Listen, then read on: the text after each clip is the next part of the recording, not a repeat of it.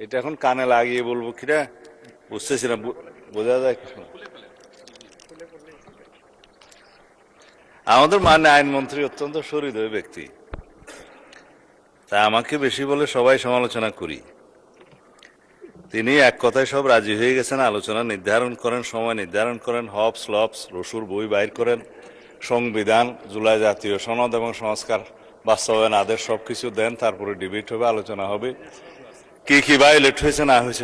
কিন্তু আমি একটু বিধি মানা লোক, আমি একটু বিধি অনুসারে কথা বলি। মাননীয় স্পিকার, আমার পয়েন্ট অফ অর্ডার হচ্ছে, প্রথমে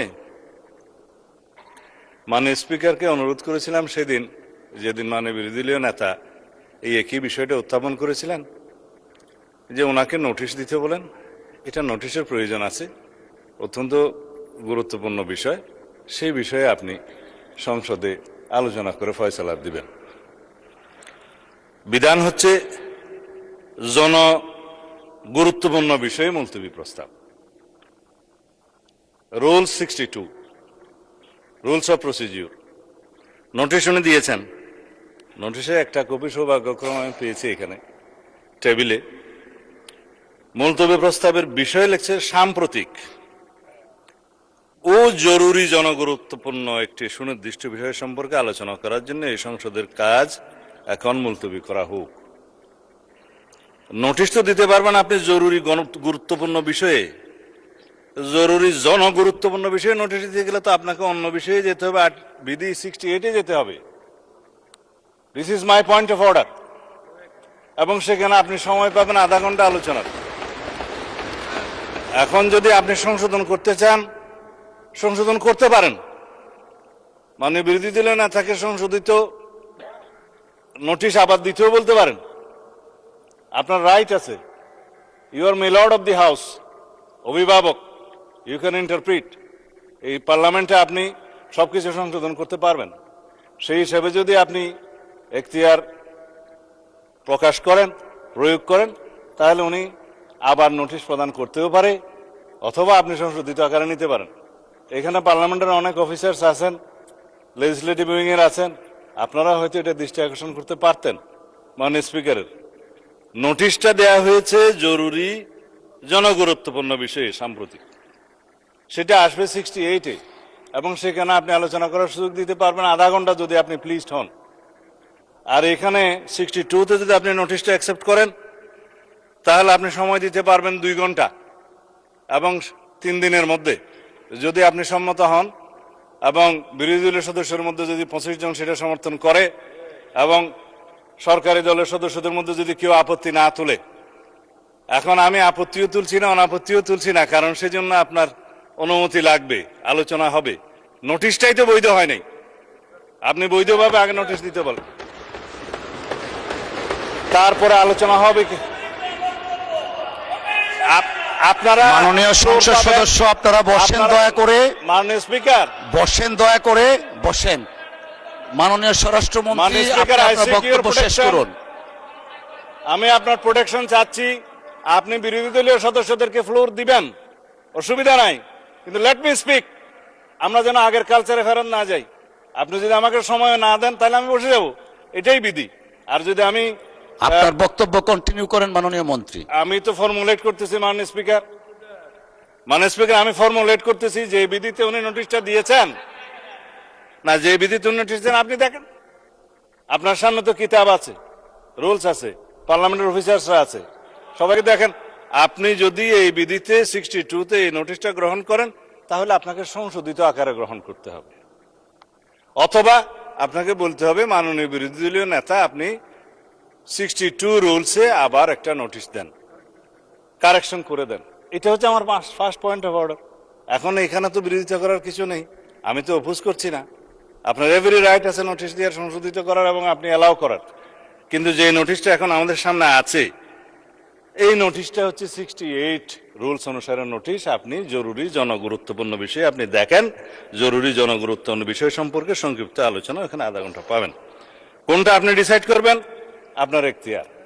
my second point of order, মানে বিরোধী দলীয় নেতা এই মুলতবি প্রস্তাব উত্থাপন করেছেন, যদি ধরে উনি রাইটলি 62-তে উনি বলছেন, তাহলে উনি শুধু ওনার প্রস্তাবটা উত্থাপন করতে পারবেন।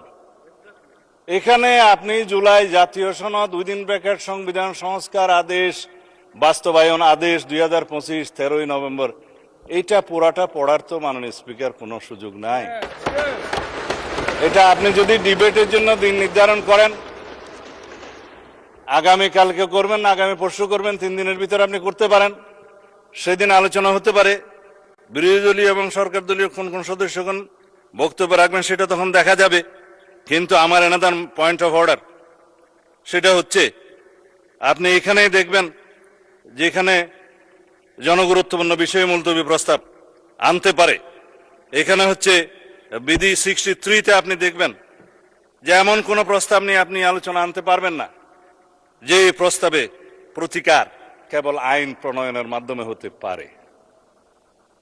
এখানে এটার প্রতিকার তো সংবিধান সংশোধন এবং আইন প্রণয়নের মাধ্যমেই হবে। It is not simple debate on the recent issues outside the house or published in any paper. যে সমস্ত বিষয়ে আলোচনা হয়, সাধারণত দ্রব্যমূল্য বৃদ্ধি হয়েছে, আইন শৃঙ্খলা অবনতি হয়েছে, এই সমস্ত বিষয়ে কোনো ঘটনা নিয়ে মুলতবি প্রস্তাব সাধারণত হয়। It is the tradition of the parliament. হয় কি হয় না সেটা পরে, কিন্তু উত্থাপিত হয়। আমার জীবনে খুব কম দেখেছি আমি মুলতবি প্রস্তাব অ্যাকসেপ্ট হয়েছে বা উত্থাপিত হয়েছে বা আলোচিত হয়েছে বা বুটে গৃহীত হয়েছে। কিন্তু এটা তো আইন প্রণয়নের সাথে জড়িত।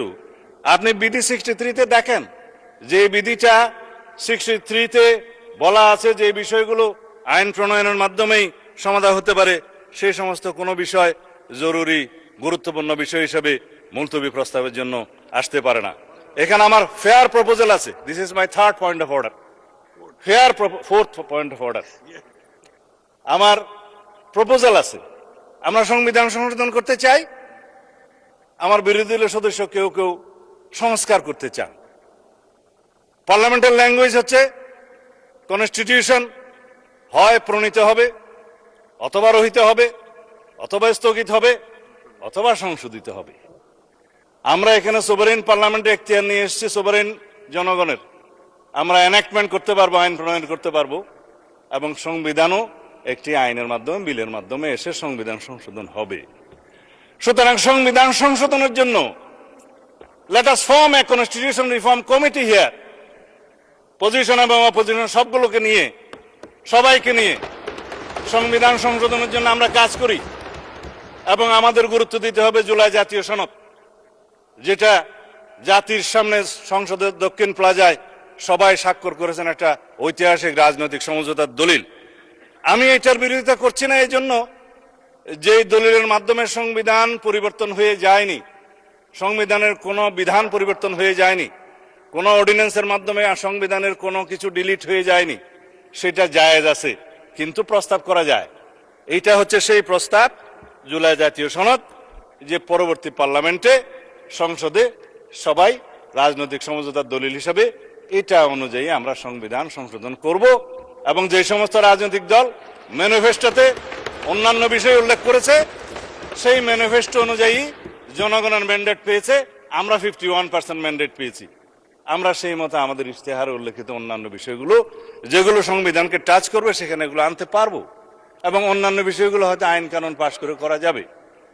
যাই হোক, আমরা যেমন কৃষি ঋণ মওকুফ করেছি, সেটা আমাদের ম্যানিফেস্টোতে ছিল, ম্যান্ডেট ছিল, এটার জন্য সংবিধানে টাচ করতে হয় নাই। এখন আমার প্রস্তাব হচ্ছে, মাননীয় স্পিকার, আমরা কি আইন প্রণয়নের মাধ্যমে যেটা ফয়সলা করতে হয় সেটা কি জরুরি গুরুত্বপূর্ণ বিষয় হিসাবে এখানে ডিবেট করব নাকি করব না?